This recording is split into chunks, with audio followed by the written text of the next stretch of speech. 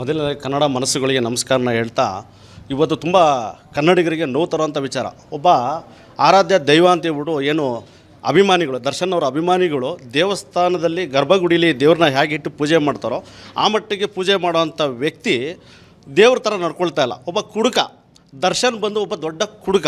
ಈ ವ್ಯಕ್ತಿ ಹಲವಾರು ಮಹಿಳೆಯರ ಜೊತೆ ಅಸಭ್ಯವಾಗಿ ನಡ್ಕೊಂಡಿದ್ದೆ. ಒಬ್ಬ ಚಿತ್ರ ಏನೋ ನಾಯಕಿ ಆಗಿರ್ಬೋದು, ಅನಿತಾನೋ ಅಂಕಿತಾನೋ ಒಬ್ರು ಇದ್ದರು, ಅವ್ರ ವಿಚಾರವಾಗಿ ಜೈಲಿಗೆ ಹೋಗಿ ಬಂದರು. ಅದಾದಮೇಲೆ ಯಾವುದೋ ಒಂದು ಅವರೊಂದು ಏನೋ ಫಾರ್ಮ್ ಹೌಸಲ್ಲಿ ಕೂಡ, ಮತ್ತು ಮೊನ್ನೆ ಯಾವುದೋ ತಿಂಗಳಲ್ಲಿ ಒಬ್ಬರು 10 ವರ್ಷದಿಂದ ಸಂಬಂಧ ಇದೆ ಅಂತ ಹೇಳ್ಬಿಟ್ಟು, ಇದು ಎಲ್ಲೋ ಒಂದು ಕಡೆ ಇದು ಅವರ ಅಭಿಮಾನಿಗಳಿಗೆ, ಕನ್ನಡ ಮನಸ್ಸು ಎಷ್ಟೋ ಅಮಾಯಕರು ಅಭಿಮಾನಿಗಳು ಎಷ್ಟೋ ನೋಡಿ. ಈಗ ಪರೀಕ್ಷೆ ಬರ್ತಾಯಿದೆ, ಪರೀಕ್ಷೆ ಸಂದರ್ಭದಲ್ಲಿ ಏನಾಗುತ್ತೆ, ಇವ್ರ ಚಿತ್ರ ರಿಲೀಸ್ ಆಯಿತು ಅಂದರೆ ಇವ್ರ ದುಡ್ಡ ಏನು ಮಾಡ್ತಾರೆ, ಆ ಪರೀಕ್ಷೆಗೆ ಫೀಸ್ ಕಟ್ಟುವಂಥ ದುಡ್ಡು ಸಮೇತನೂ ಫ್ಲೆಕ್ಸ್ಗಳು ಹಾಕ್ತಾರೆ. ಪರೀಕ್ಷೆಗೆ ಎಷ್ಟೋ ಜನ ಅಟೆಂಡ್ ಆಗಿಲ್ಲ ಅಂತ ಪೋಷಕರ ಕಂಪ್ಲೇಂಟ್ ನಮ್ಮ ಹತ್ರ ಇದೆ. ಈ ಥರ ಇರಬೇಕಾದ್ರೆ ವ್ಯಕ್ತಿ ಹೇಗಿರಬೇಕು?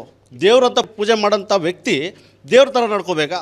ಒಬ್ಬ ಕುಡುಕ ದರ್ಶನ್ ಅಭಿಮಾನಿಗಳಿಗೆ ನೇರವಾಗಿ ಹೇಳ್ತಾ ಇದ್ದೀನಿ, ಈ ಕುಡುಕ ದರ್ಶನ್ ಈ ಮನುಷ್ಯ ಮಾಡ್ತಾ ಇರ್ತಕ್ಕಂಥ ಕೆಲಸಗಳು ಯಾವುದಾದ್ರೂ ನಿಮಗೆ ಯಾವ ಥರ ಇಷ್ಟ ಆಗ್ತಾನೆ ಮನುಷ್ಯ?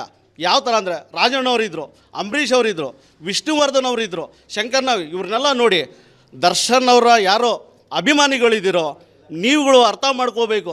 ದೇವ್ರಂತ ಪೂಜೆ ಮಾಡಬೇಕು ಅಂದರೆ ದೈವ ಮನಸ್ಸಿರಬೇಕು. ಎಲ್ರಿಗೂ ನಮಸ್ಕಾರ.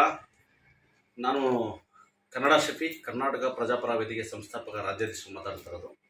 ಇವತ್ತು ನಿಮ್ಮ ಮುಂದೆ ಬಂದಿರೋ ಉದ್ದೇಶ ಏನಪ್ಪ ಅಂದರೆ, ನಿಮಗೆಲ್ಲ ಗೊತ್ತಿರೋ ಹಾಗೆ ನೆನ್ನೆ ಕರ್ನಾಟಕ ಚಲನಚಿತ್ರ ವಾಣಿಜ್ಯ ಮಂಡಳಿಯಲ್ಲಿ ಒಂದು ವೇದಿಕೆ ಮೇಲೆ ನಟ ದರ್ಶನ್ ಅವರು ಪದ ಬಳಕೆ ಎಲ್ಲೋ ಒಂದು ಕಡೆ ಅದು ಮುಜುಗರ ತಂದಂಥ ವಿಚಾರ. ಹಾಗಾಗ್ಬಿಟ್ಟು ನಾವು ದೂರನ್ನ ದಾಖಲಿಸಿದ್ವು.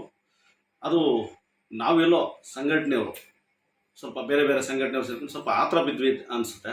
ಏನಕ್ಕೆ ಅಂದರೆ, ಎಲ್ಲೋ ಒಂದು ಕಡೆ ಒಬ್ಬ ಬೆಳೆದಿರ್ತಕ್ಕಂಥ ಒಬ್ಬ ಹಿರಿಯ ನಟ ಅಂತ ಹೇಳ್ಬೋದು, ಅವರಿಗೆಲ್ಲ ಮನಸ್ಸಿಗೆ ನೋವಾಗಿದ್ದರೆ ನಾನು ಏನು ನಮ್ಮ ಸಂಘಟನೆಗಳ ಪರವಾಗಿ ಕನ್ನಡ ಮನಸ್ಸುಗಳಿಗೆ ಕ್ಷಮೆ ಯಾಚಿಸ್ತಾ ನಾನು ಆ ದೂರನ್ನ ಏನು ಕರ್ನಾಟಕ ಚಲನಚಿತ್ರ ವಾಣಿಜ್ಯ ಮಂಡಳಿ ಏನು ದೂರನ್ನ ದಾಖಲಿಸಿದ್ವೋ ಅದನ್ನು ಹಿಂಪಡೆಯುವಂಥ ಕೆಲಸ ಮಾಡ್ತೀನಿ. ಮತ್ತೊಮ್ಮೆ ಯಾರಿಗಾದರೂ ಕನ್ನಡ ಮನಸ್ಸುಗಳಿಗೆ ನೋವಾಗಿದ್ದರೆ ನಮ್ಮ ಸಂಘಟನೆ ಮತ್ತು ನಮ್ಮ ಸ್ನೇಹಿತರು ಅಧ್ಯಕ್ಷರುಗಳ ವತಿಯಿಂದ ನಾವು ಕ್ಷಮೆನ ಯಾಚಿಸ್ತೀವಿ. ಎಲ್ರಿಗೂ ನಮಸ್ಕಾರ.